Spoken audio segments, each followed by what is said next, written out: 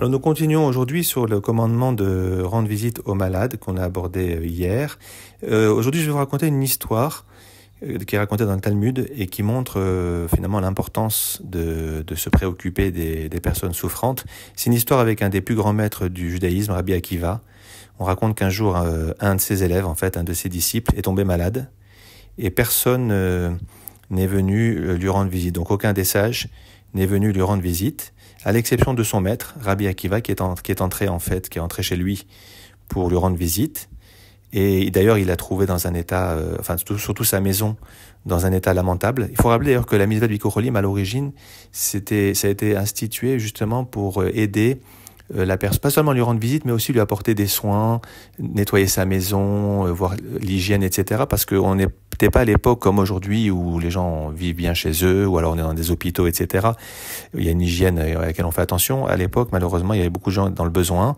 Et quand on rendait visite aux malades, vraiment, c'était une aide concrète qu'on leur apportait. Et donc cette histoire s'en fait l'écho, puisque Rabbi Akiva est rentré chez lui, il a trouvé la maison en état lamentable, il a nettoyé, balayé, et il a permis à ce malade de revivre en quelque sorte. Et d'ailleurs, c'est ce que lui a dit Rabbi, mon maître, Ehitani, tu m'as ressuscité, littéralement. Tu m'as redonné la vie.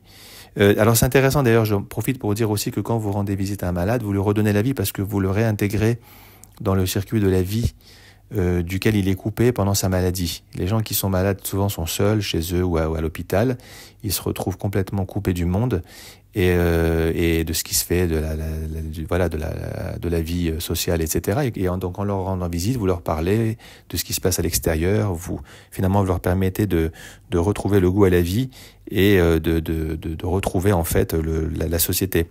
Et donc c'est aussi ça qui est en jeu dans cette mitzvah de Bikkur Cholim. Et quand Rabbi Akiva a fait ce qu'il a fait, il a écouté la réaction de son élève, il a quitté la maison de son élève et il a été au Beth Midrash, au centre d'études, et il a affirmé que quiconque ne rend pas visite aux malades était comme un meurtrier, chauffeur d'amim, c'est son expression. Et à contrario, quiconque rend visite à un malade lui permet de vivre. Et quiconque rend visite à un malade et demande à Dieu Rachamim, la clémence pour lui, qu'il vive, eh bien c'est essentiel. Voilà. Et donc en tout cas, ce qu'on apprend de là, c'est que la mitzvah de Bikkur Cholim, le fondement même de cette mitzvah, c'est de s'occuper en fait finalement de pourvoir aux besoins du malade et de prier pour lui. D'ailleurs, c'est très important. Il est dit que quand on rend visite à un malade, c'est très important de prier pour sa guérison.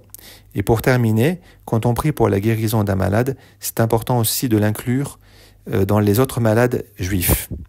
Vous voyez, il y a même une formule que l'Éternel ait pitié de toi au sein des autres enfants d'Israël.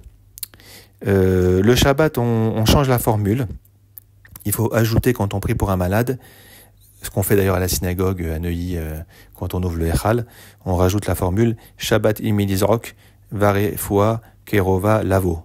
Le Shabbat, on n'est pas censé en fait pleurer, se lamenter, et la refoua kerova, c'est-à-dire la guérison, viendra rapidement. Voilà, on va arrêter là pour aujourd'hui. On continuera demain.